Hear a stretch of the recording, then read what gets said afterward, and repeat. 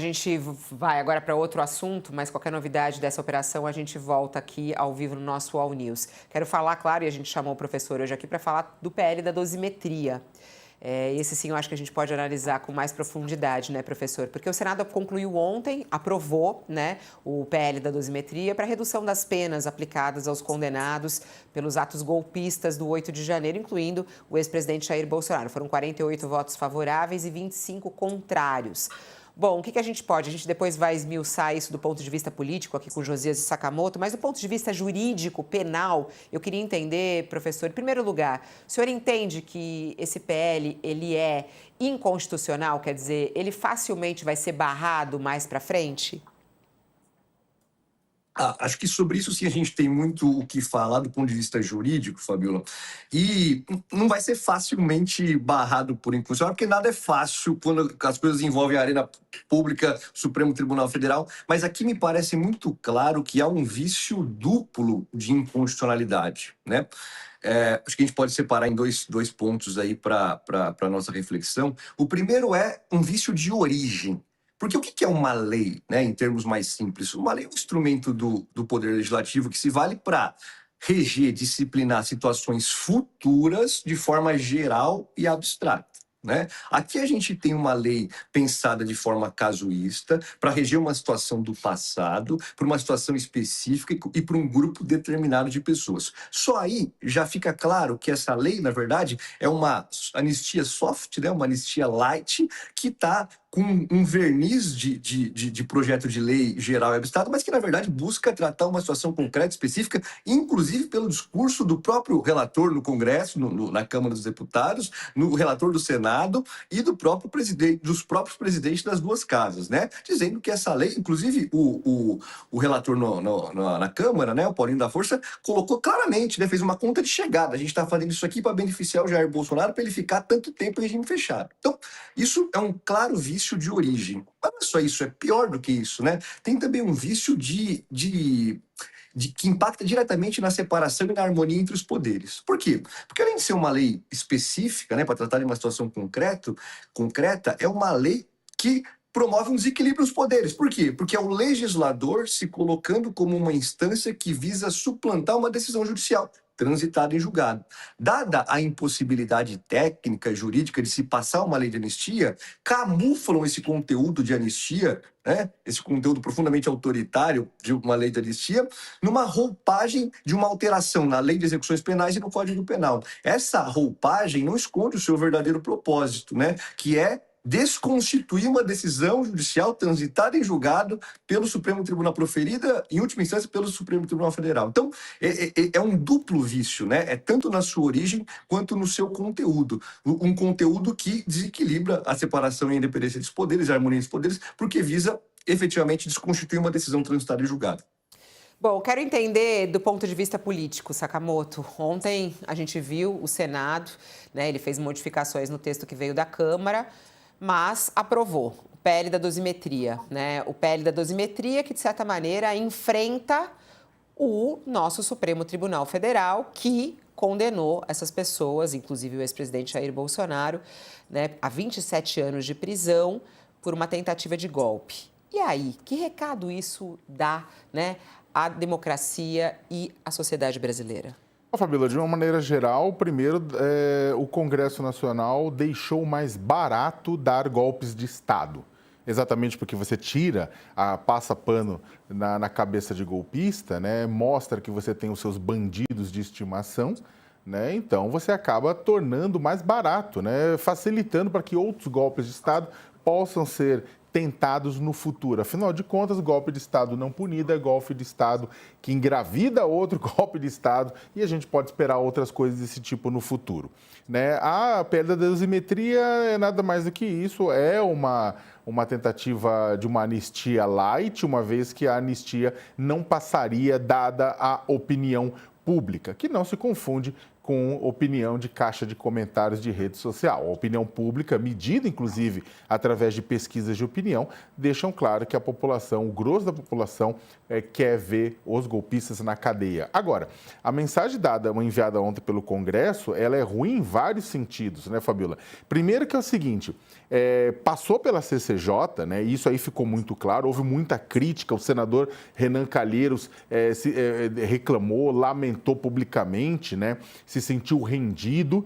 Por quê? Porque que ocorreu um acordo entre o senador Jacques Wagner, líder do governo no Senado, e o restante das bancadas na CCJ, para quê? Não para, olha, eu vou dar o voto para livrar A, B ou C no PL da dosimetria, mas basicamente o senador Jacques Wagner não colocou obstrução à votação do projeto, não colocou restrições à votação do projeto. Por quê? Segundo ele disse que o projeto estava com maioria mesmo, então não colocou restrições ao projeto e com isso, lá no plenário, acabou-se votando o quê? Acabou-se votando também o projeto que cortou em 10% benefícios fiscais de empresa e aumentou o imposto sobre fintech, sobre juros sobre capital próprio e bets, que é uma coisa que acaba dando cerca de 22 bilhões de reais para o governo no ano que vem. O senador Renan Calheiros ficou muito bravo com tudo isso,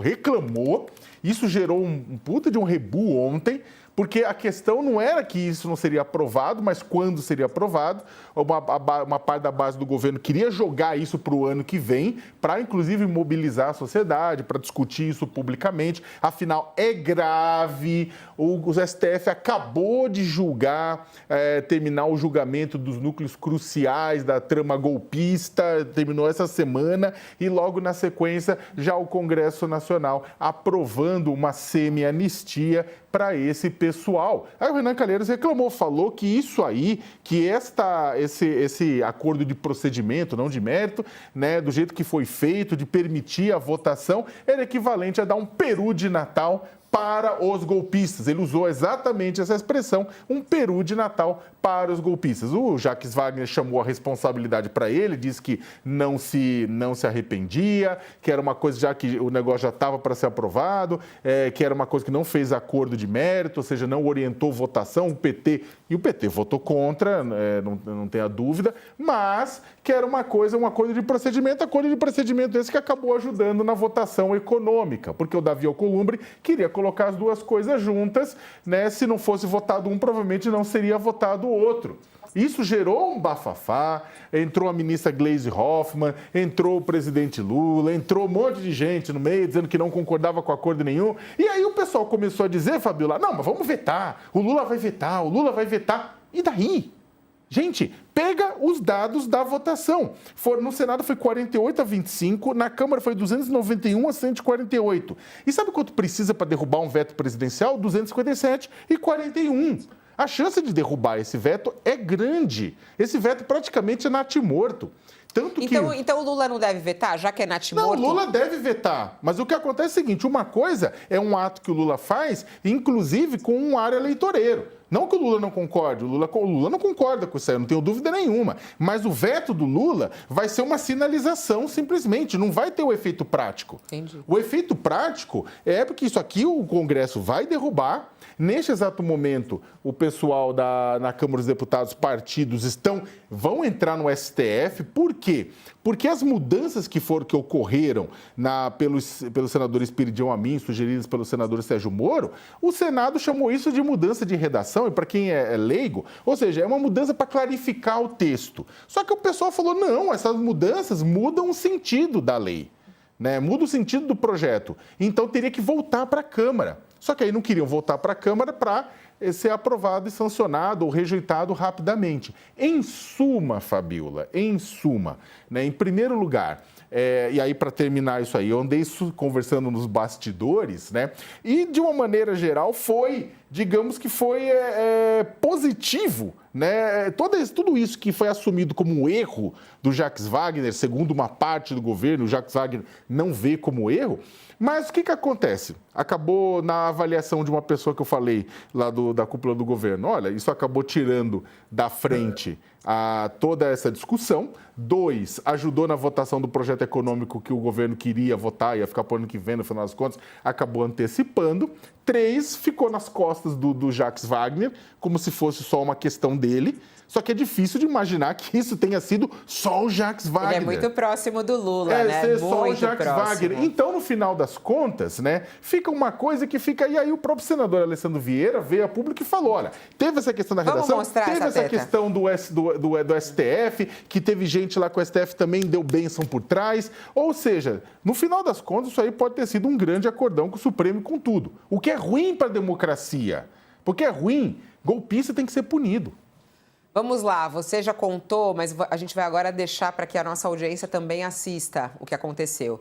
Chamou a atenção. Eu vou começar até pelo senador Alessandro Vieira. Ele ontem, na sessão lá da Comissão de Constituição e Justiça, antes ainda, né, da votação, ele pediu a palavra e hablou. Vamos ouvir.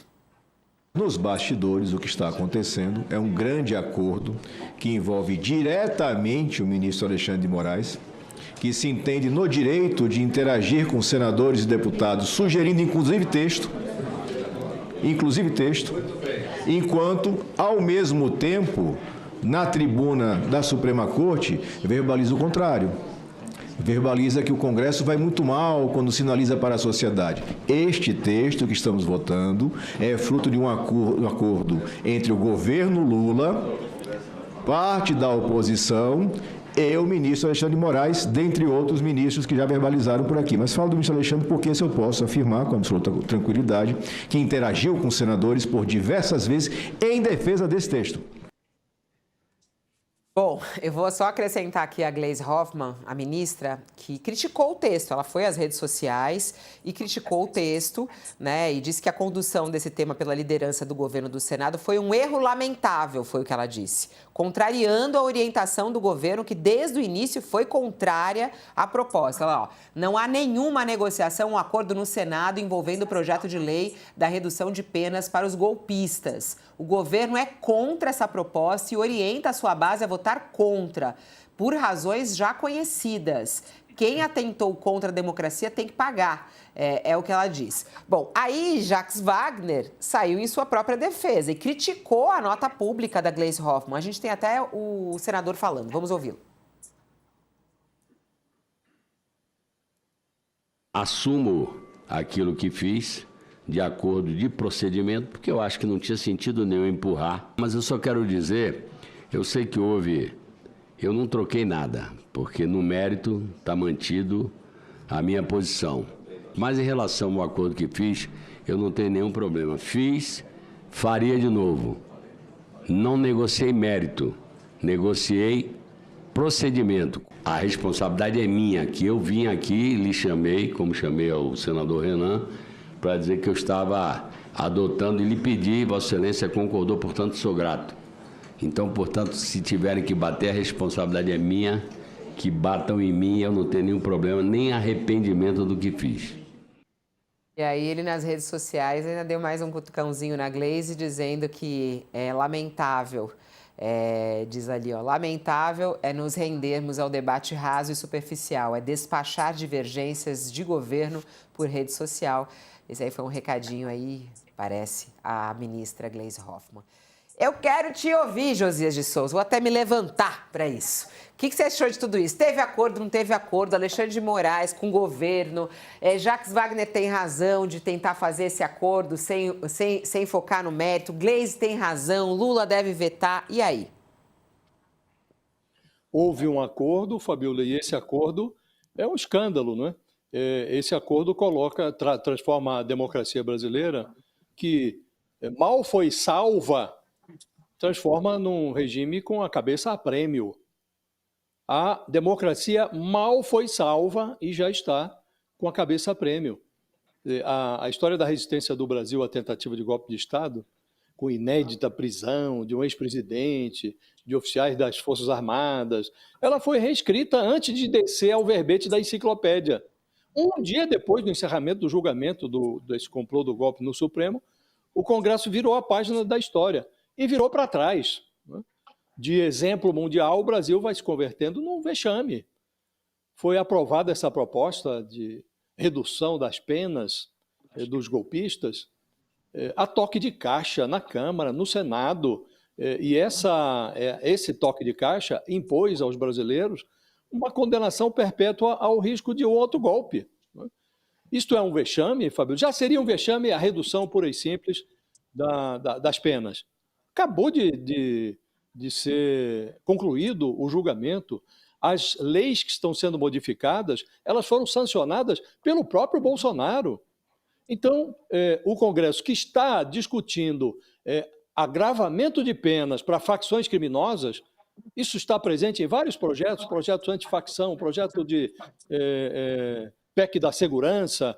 Então, discute-se agravamento de penas para facções criminosas e reduz-se o castigo para a facção do golpe. Então, tentativa de golpe de Estado, que é o crime dos crimes, é menos grave do que os demais. Isto parece absurdo, Fabiola. E aí vem o mais grave. Há, sim, digitais do Supremo, e essas digitais não foram impressas na negociação agora.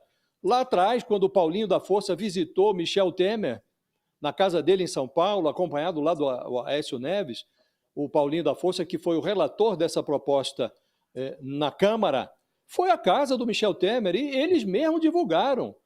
Nós entramos em contato com ministros do Supremo. Ficou entendido ali que estavam conversando com Gilmar Mendes, com Alexandre de Moraes, que, aliás, foi enviado ao Supremo, foi indicado para o Supremo pelo Michel Temer.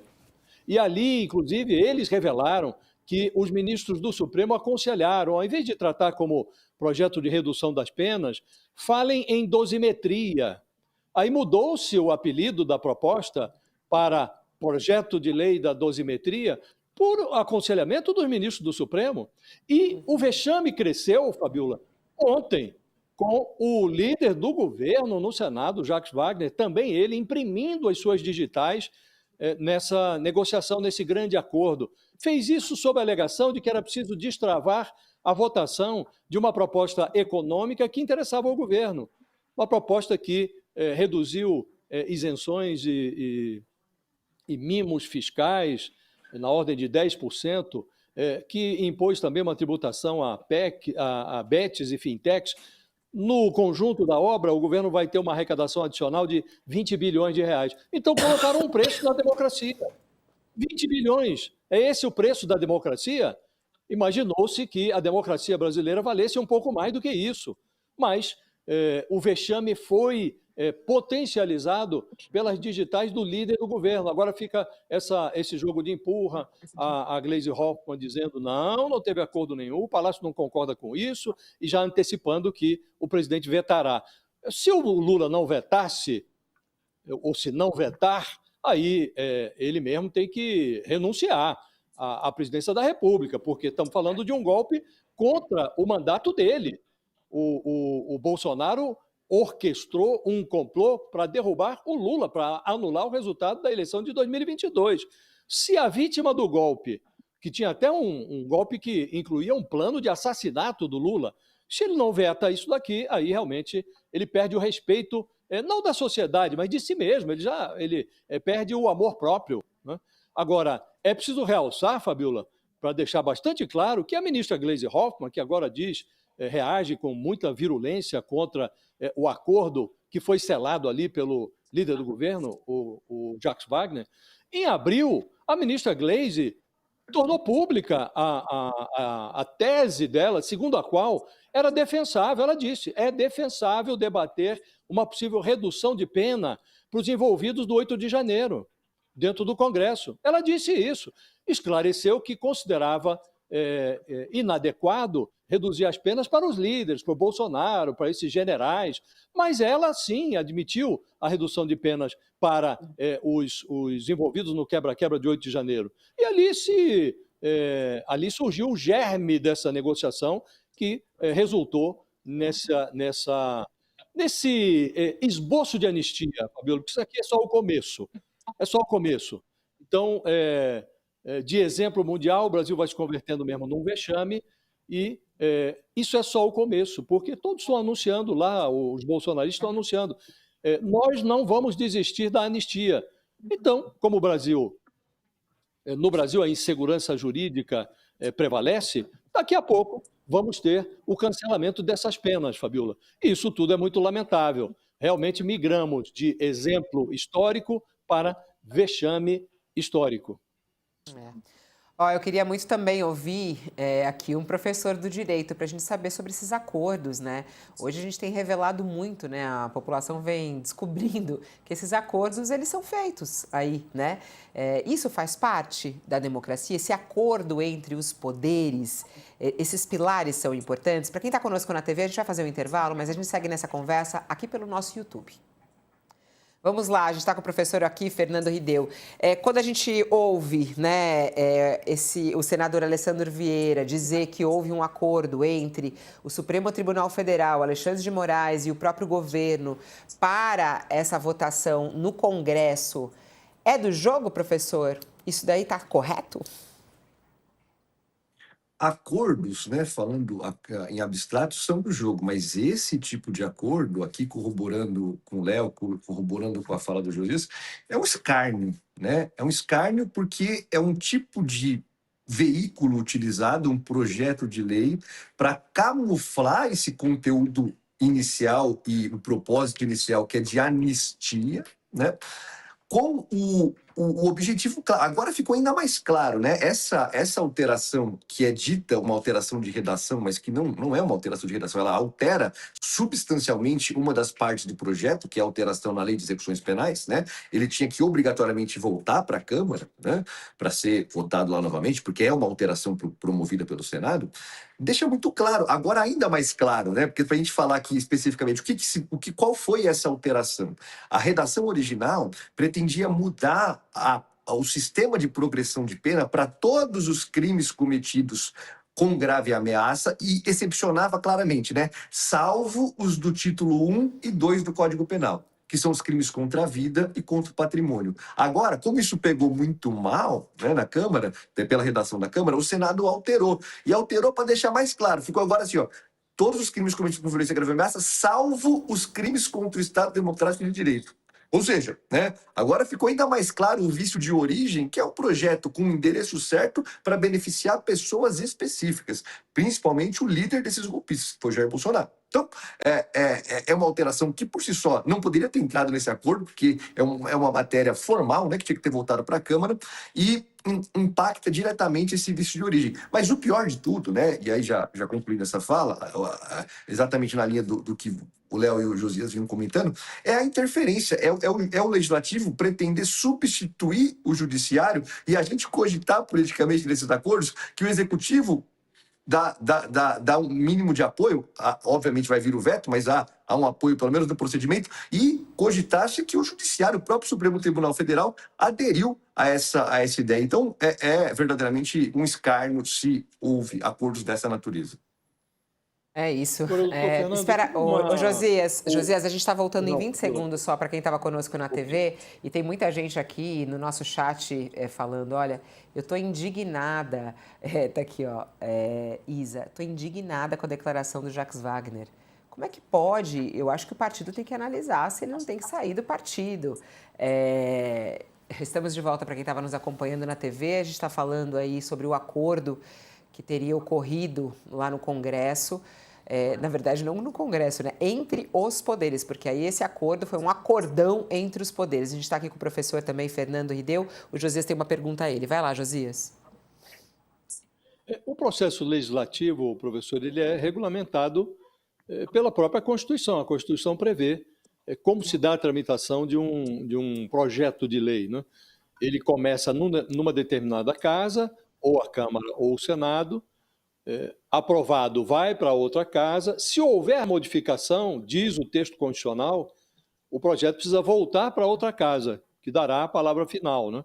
Neste caso específico, houve uma modificação no Senado, e uma modificação expressiva, não é uma vírgula ou um acento, não. Mudou-se o conteúdo do projeto, que incluía ali, além do atenuamento das penas para os envolvidos nessa conspiração golpista, havia benefício penal para outro tipo de crime, crime sexual, a corrupção, uma série de criminosos seriam beneficiados. E o Senado alterou isso.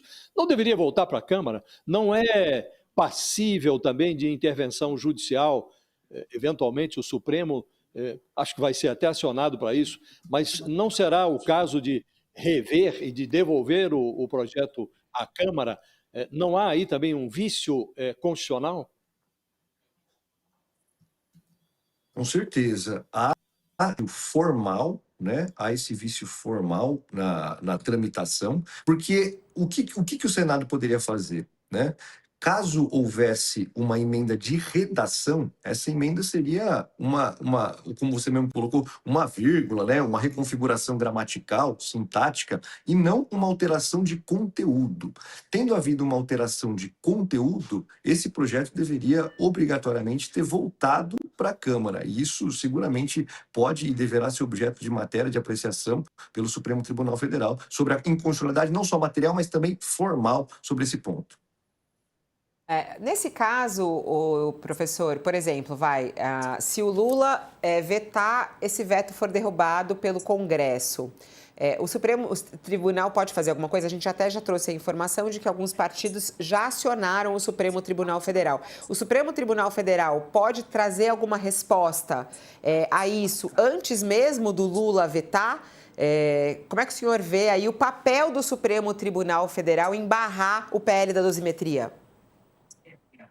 Me parece que desde que provocado, né, e provocações já me parece que houve, o Supremo deve se manifestar sim sobre isso, né? Eu acho que aqui me parece que há duas dimensões, né? E o vício de conteúdo que eu tratei aqui em primeiro lugar, né, que é essa inconstitucionalidade pela supressão do Poder Judiciário pelo Legislativo, mas também esse vício que agora está muito claro, formal, né, de tramitação no procedimento, né, disso que a gente vinha falando. Se há uma alteração de conteúdo, obrigatoriamente o projeto deve voltar para a casa que iniciou o projeto. A casa revisora deve mandar de volta para o Senado, mandando de volta para a Câmara. Então, me parece que sim, uma vez provocado, o Supremo vai se manifestar sobre isso antes mesmo do veto. É isso. Vamos aguardar, então, ver o que vai acontecer. Professor, agradeço muito a sua participação aqui. Tem mais uma questão que eu queria aproveitar o jurista, que a gente depois fica sem um jurista aqui de plantão. Sempre tem questões jurídicas aqui no nosso programa. Ontem, o ex-presidente Jair Bolsonaro passou pela perícia, né? A gente tem falado isso a toda hora aqui. Alexandre de Moraes disse, olha, na primeira avaliação, quando ele chegou na prisão, não havia necessidade de uma cirurgia. Os médicos dele falaram, olha, ele precisa de uma nova cirurgia. Pediu uma nova perícia e o resultado ainda não saiu. O senhor acredita que Alexandre de Moraes está agindo corretamente ao cobrar ao pedir uma perícia da Polícia Federal, independente do que é apresentado pelos médicos dele? Com certeza, com certeza. Para que alguém em regime fechado passe ao regime domiciliar, que é o que pleiteado, ou que se submeta a um procedimento médico fora do ambiente da unidade penitenciária, é preciso que o médico do Estado, né, não só que o médico do réu ou do apenado aí apresente um laudo particular, mas que esse laudo particular seja submetido ao crivo de um médico do Estado, né, um médico que represente oficialmente, não esteja, não seja um médico apresentado pelo paciente aí no caso, né? Parece que a conduta está perfeita e adequada ao que o nosso sistema jurídico estabelece. Tem uma pergunta que chegou aqui da Carolina, nossa ouvinte. Eu acho que o senhor já até respondeu um pouco, mas só para ficar mais claro, professor. O PL da dosimetria, mesmo vetado pelo presidente Lula, ele pode se tornar lei? Sim, como a gente estava falando aqui, né? Acho que o Léo explicou isso. O veto ele é submetido novamente, ele pode ser derrubado pelo Congresso Nacional. Exige uma maioria qualificada, né? Que me parece que sendo mantidos os votos que deram ensejo à aprovação, há quórum suficiente para a derrubada do veto. Esse é o equilíbrio entre os poderes, né? O Legislativo submete a sanção ou veto do Executivo e o Executivo vetando, esse projeto pode retornar para que o veto seja mantido ou derrubado. Isso não impacta na análise pelo Supremo, né? Então, são os três poderes harmonicamente contribuindo para que haja uma lei em conformidade com a Constituição.